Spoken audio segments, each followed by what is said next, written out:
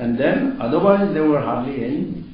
And Geshe Rinpoche also, in such a way, he came to the West and he opened all these things.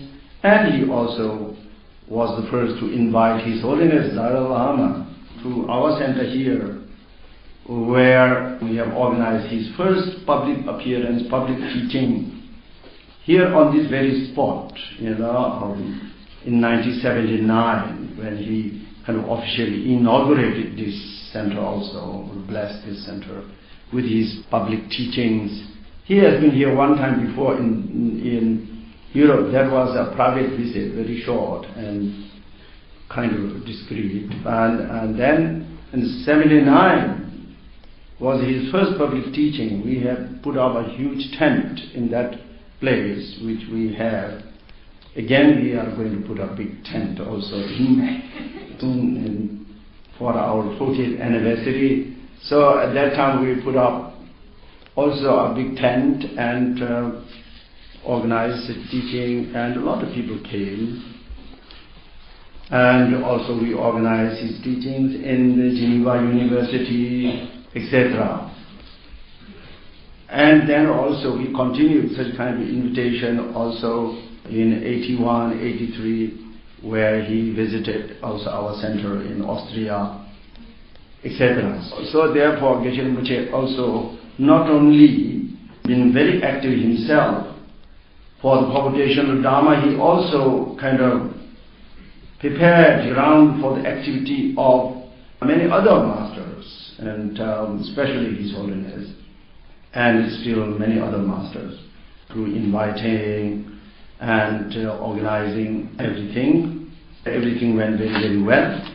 So therefore, precious masters, not only to ourselves, like disciples like me, for whom he has provided us with all the benefits of this life and benefits for this life and future existence, and for all the lives to come up to the accomplishment of full enlightenment, was kind of guaranteed by him. Such a kindness and such a compassion activities, immeasurable, and irrepayable kindness, but also in general has really laid the foundation of the Buddhism, the authentic teachings of the Dharma in this part of the world. And so therefore we are all very, very fortunate to be helped by the blessing, by the compassion of such master, and become that way of become his follower, and continuing to follow the guidance which he has laid down, which he has shown to us. Try to follow this. And in short, whatever Geshe Rinpoche has done, as I said before, only for pure practice of Dharma, pure Dharma, uncontaminated or unstained by any other purposes of mundane kind, nothing of any self-interest,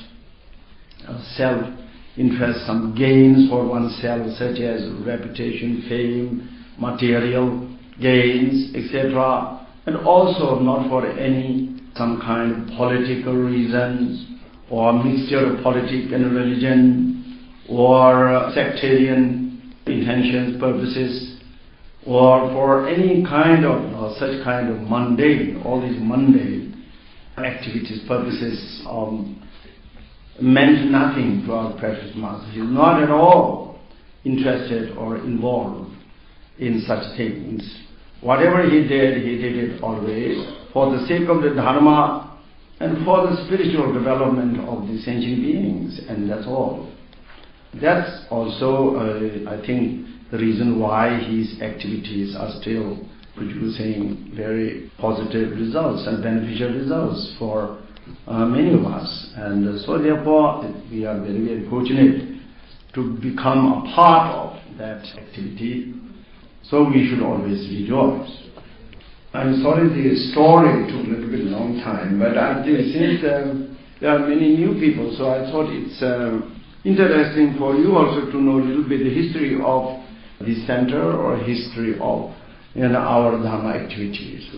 Who is the root, who is the source, and how that source has come into existence, and all that is helpful to know, is beneficial to know. If somebody is seriously engaged in something, then it's good to know, the origin of whatever one is doing, whatever one is pursuing. Precious Master has laid a very firm foundation of Dharma teaching and practice here. Very clear guidance. So therefore we have no difficulty, to simply one has to follow that guidance precisely, and there is no difficulty for oneself or when trying to help others to find the way of the Dharma. There is no confusion. There is nothing so difficult anymore, because things have become very, very clear. The Precious Master has made it so very clear, so no any kind of misunderstanding can occur, misinterpretations can occur. So therefore it made it easy for us for ourselves to follow and practice, to put into practice, as well as if we want to help somebody else to find really an authentic way of Dharma, then all that possibility is given to us by Precious Master. So therefore, following his guidance, we can very thoroughly engage ourselves in learning, in contemplation, in meditation. Then there shouldn't be any problems. Otherwise, in one's own mind, if we have great confusion, we are very confused, then try to help somebody else, even though one has good motivations and so on. However, it's very, very difficult to show a clear direction, clear path to anyone, because oneself is confused in one's mind. Out of that, if we try to help, to show a way to somebody else, it could be instead of becoming a transmission of clarity, transmission of a real understanding and clarity, it can become a transmission of confusion. So then it will be an additional confusion. There's already confusion, and then we add confusion plus confusion. So it will be supreme confusion. Confusion which we don't need by all means. I'm not saying that here I am here to clarify all the confusion. However, I can confidently say that lots of course, the subtle confusions, it will take still many lives to overcome. But the greater confusion is gone, not because of one's own special wisdom or anything like that. Because of the clarity, the clear guidance of the Precious Master, which is so illuminating, so clarifying, it leaves not any dark area in one's mind. That way, through his teachings, which is like very bright light, like the sun shining, so that does not leave any area of darkness. That way, the gross level of confusions are gone, so therefore one feels confidence also to say something, or to say something, or to give some explanations about certain things to the others. Otherwise, then it's very difficult. In general, any phenomena really to explain exactly the mode of their existence accurately is very, very difficult. And especially those very hidden phenomena, those phenomena which are not so obvious and not so evident, that is taught, many of those taught, what are taught in the Dharma, teaching of Dharma, is not easy just to understand them. One has to use a lot of power of analysis and reasonings, and lots of also studies are necessary. It is not a simple thing. As I said, through relying upon the clear guidance shown to us by an perfectly qualified spiritual guide, such as our Precious Master, then there remains very little this kind of gross, dark gloom in one's mind. So therefore, this is all only possible through the light of the wisdom of the Guru. The subject dharma is something so very profound and vast, infinitely vast. It's not to be taken as some simple concentration technique or some kind of some practice or some kind of exercises. There are a lot of exercises, a lot of methods, a lot of techniques of meditation, surely, which is only one aspect, a part of the teaching of the Dharma. Dharma is something so very vast and so very profound. When we approach the teaching of Buddha Shakyamuni, then who came in this world as a supreme emanation. Buddhas had many, many emanations, but this kind of emanations who appears time to time in the world, so-called Uttama Nirmanakaya, that means supreme emanations, that is very rare, it does not happen all the time. But they appear time to time, and they appear in the world for one very special purpose, that is to turn the wheel of Dharma. To turn the wheel of Dharma is a very profound and vast activity. It's not only just to give some advices to some disciples, but to turn the wheel of Dharma means to fulfill the needs of the beings of all capacities and all levels of in the dispositions of the mind, fulfilling all those needs through the teaching, through various levels of the teaching, not only one kind of teaching, because one kind of teaching may not suit everybody, because people, sentient beings have different capacities, different levels of the mind, different intelligence, it's all very different dispositions. Turning the wheel of Dharma means to teach, to give a guidance, to teach that which really fits with the mind of all capacity and all dispositions of the mind. Buddhas, like the Supreme Nirmanakaya's role is to come into the world, and not only just to teach one little aspect of the Dharma, this also Buddhas do. Some emanations of the Buddhas also help sentient in this way as well. But the Supreme Nirmanakaya's role to turn completely the wheel of Dharma for really for those with the supreme intelligence or middle intelligence or lesser intelligence, so that way to turn the wheel of Dharma completely. This is the role of such emanation, like the one who came in our time, that is fully enlightened Buddha Shakyamuni. The fully enlightened Buddhas as well as the Bodhisattvas, there is not any fixed time of their appearance, are always present among the sentient beings at different times for the sake of fulfilling activities such as teaching Dharma, and not only just teaching Dharma, helping the sentient beings through every possible way.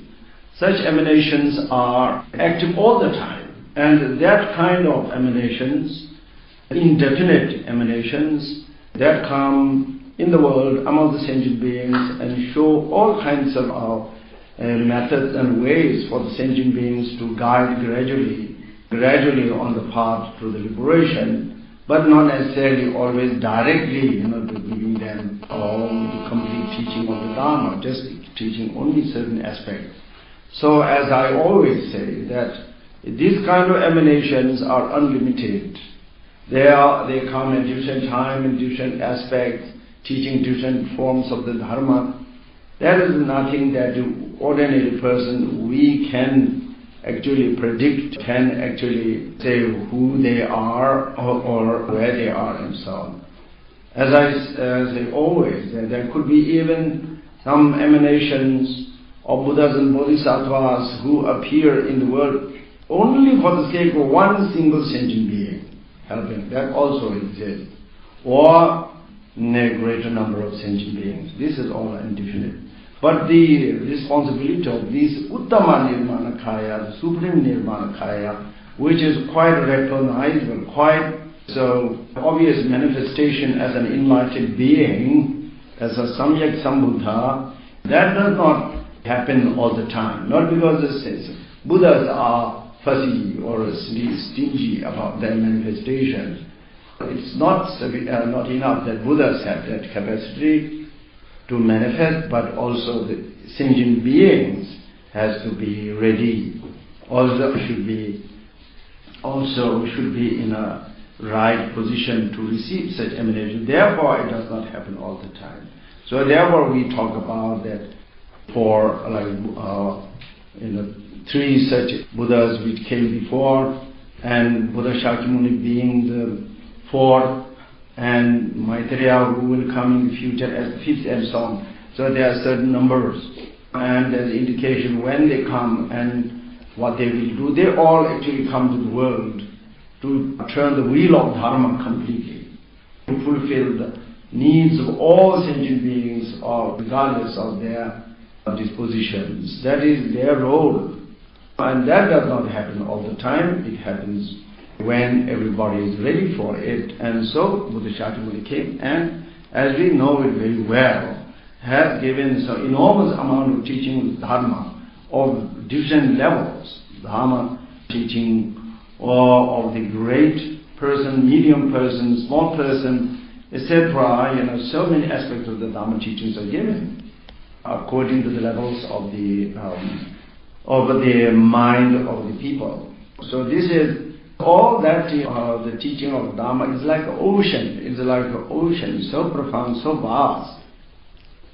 Such emanations, great emanations, are limited. They are not infinite.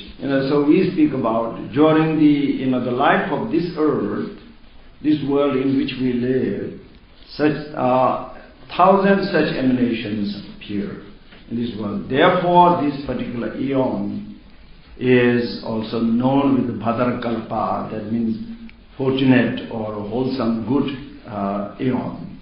So, because so many emanations. Not only those great emanations, also in between also. The Buddhas and Bodhisattvas remain always active. The sentient beings, they are also in between.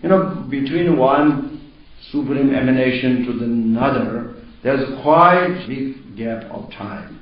Because they never appear like two at the same time or like that, one after another. And in between, there's also quite a big gap of time. One comes, turns the wheel of Dharma, it flourishes, and it stays for a certain time. They are also different.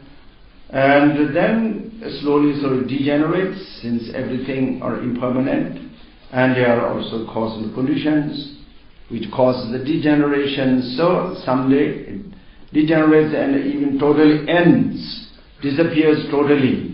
And then also there are also certain time of like age of darkness without such light of teachings, also for some time. Then again another such supreme emanations appear in the world and illuminate the world once again through the turning the wheel of Dharma. So there's quite a big gap of time in between. However, in even those times also in between, always the emanations of Buddhas and Bodhisattvas come in various forms and aspects. Not always teaching one kind of teaching, but different kinds of teaching, different spiritual paths, different systems, according to the needs of the sentient beings at different times. That is quite endless. They manifest also not always as some kind of Buddhist master or something like that, but can appear in the form of humans, devas, asuras, or whatever, even if necessary in the form of animals, and in various forms they manifest.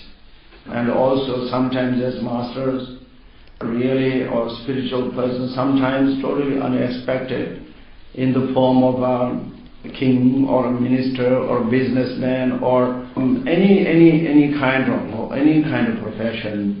And also different systems, different ways of or paths, spiritual paths, or helping with the different kinds of field of knowledge, different methods or a field of knowledge in every possible ways, which an ordinary person like ourselves cannot at all kind of predict that this is so, and we have no possibility except for our own mind. We know, of course, who we are and what is our nature.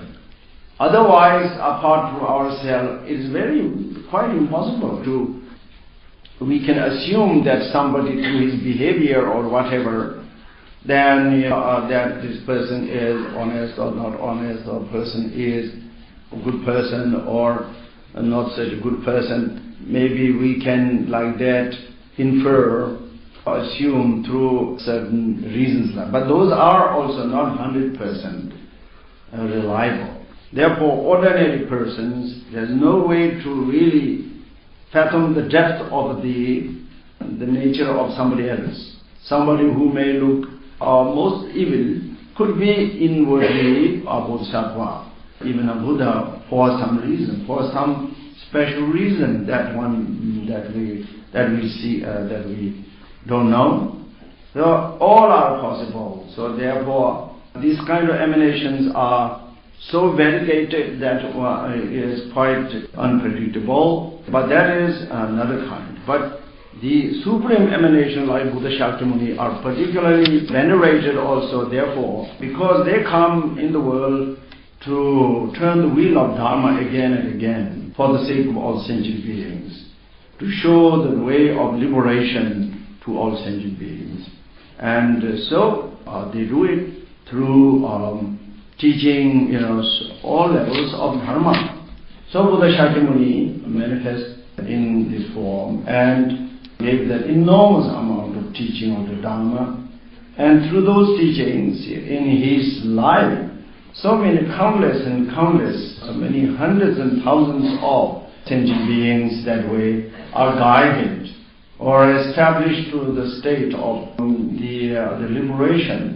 Some in the state of the Bodhisattva, others in the state of Arhats or other levels of the Aryas, and many have generated their mind for the enlightenment, and etc., etc. That way, countless sentient beings are guided on the path to the enlightenment through those variegated, rich teachings of the Dharma. And during his life, all these things happen quite easily without any difficulty. That is, of course, understandable. But after the parinirvana of the Buddha, then his teachings are collected by the great arhats into the collection, so-called Tripitaka, the three great collections. So that way teachings are collected, and there is already a lot of teachings, as we see in these volumes now. You see in the right and left side of the images, there are all these volumes, and this is also not all. There are actually more than that, but whatever the most important teachings that were there, and then originally in Sanskrit and then after translated into Tibetan, these teachings which are called Ka Yur. That means Ka means the word, that means the word of the Buddha. Yur means translation. So the translation of the word. So these are all Buddha Shakyamuni's teachings, with which he has liberated countless and countless sentient beings on the path of the liberation. And these teachings are collected very well by those great masters of the past, those great arhats, especially afterwards. And then of course there's great arhats and still many other great masters afterwards have learned them, put them into practice, attained realizations. Also, this happened also for a very long time, very accomplished, so many great beings accomplished there. Then as the time passes and the material teaching is so very vast and so variegated, then for an ordinary person with a weaker mind, then it is not possible to easily to understand the meaning of all of those, because it is so much and so vast and so profound. The great beings, great arhats, great pandits and great siddhas had no difficulty whatsoever. However, for ordinary beings, they have difficulty to really dive into that ocean of teachings, ocean of Dharma, because it's so very profound and vast. And those great masters of the past, out of their great wisdom and compassion, they have also commented on the teachings of the Buddha to make it easier, simpler to understand for an ordinary mind. Great commentators also came, such as Nagarjuna, Sangha, etc. All those great many Pandits as well as Siddhas, as well as many great Arhats have come and commented on those teachings of the Buddha, and to make it clearer and easier for an ordinary seeker of Dharma. So therefore these commentaries are very, very helpful. Taking the essence of that ocean of the Dharma into taking water into a jug, from which, or into something from which then a thirsty person can drink easily and quench one's thirst. These great commentators, these great Pandit Siddhas have made a great contribution to the teaching of Dharma to make it accessible and easier to understand. This is their work. And so therefore, somebody like, for example, somebody with whom we have very special connection is like our master Atisha Dipankara Shriyana. Atisha was one of such great Pandits, such great Pandit Siddha who appeared in India quite a long time after Buddha, and then he has also commented on the teaching of the Dharma. And he is particularly skillful, and therefore we also are particularly indebted to his kindness, because he has somehow comprised the meaning, the essence of all those vast and profound teaching of the Buddha into also even the meaning of the great commentaries into a nutshell, of putting all those teachings of the Buddha into the skillful path of three persons, path of small, medium and great person. So that's a very skillful method. Buddha has actually gave such an example also in some sutras, but it is Master Atisha who particularly put all the meaning of all those teachings which Buddha has given, so vast and profound, in a very practical, systematic method of training the mind through the path of small, medium and great person. And that was such a great illuminating thing which made for the sincere seekers the path of the Dharma much clearer and so very practical also to apply into practice. So therefore he made a particular contribution, and so therefore such great masters came in India and also in Tibet. So many extraordinary great masters came in all four traditions and to propagate the teaching of Buddha. And among them, one most outstanding, particularly as an emanation of Atisha himself, or like reappearance of Atisha himself, that is the Master Tsongkhapa. We have a statue right here, who is an outstanding great masters of Tibet. There have been before him and after him extraordinary great masters, but still this particular master also made a very special, extraordinary contribution to the teaching of the Dharma, and especially through his teaching of the graduated path or the graduated stages of the path to enlightenment, which is nothing other than elaborating that teaching of Master Atisha, who has put all the practice into the practice of three persons. In his teachings, he has composed lots of important Dharma texts, but the most important one, our root teaching, is so-called Bodhipat Paradipam. So that means the light, the lamp on the path to the enlightenment, which is Atisha's the outstanding special teaching, and that very text is commented so very precisely and so very accurately and so broadly by Master Tsongkhapa, 300 years after Master Atisha.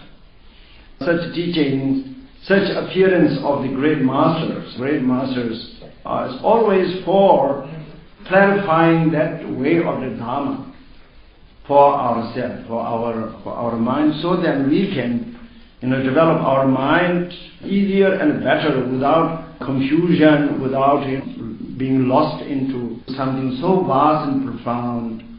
So all those great masters have contributed exactly for that. And that's exactly also what our precious master also did for ourselves, especially for the sincere followers, seekers of Dharma, especially in this part of the world, through his teaching, through his activities, and through also such teachings like the treasure of Dharma, which has become really eyes for a true practitioner of Dharma. It's the same, that is the same kind of activity. What these great masters in the past have done is redone in our time, directly for the sake of ourselves. So therefore we should be always very grateful and also feel ourselves very, very fortunate. Well, I think now we can stop here as teaching for this morning. There should be actually one short meditation period, but that disappeared in between. Okay, doesn't matter. But anyway, the kind of the foundation is properly laid. And now just we go on this afternoon. Then as I said yesterday, announced that we have been before practicing or learning these 5 kind of bhavanas, and so our main topic of this week is still of those bhavanas. So we are end of this bhavana, which will be explained. But what has been explained this morning is also very important to, I think it's very important to understand. That kind of foundation. One needs always a good foundation. When a house is built on a good solid foundation, it stands for a very, very long time. If there's no foundation or a very shaky foundation, weak foundation, it cannot stand for a very long time. So therefore, these are all about such foundation.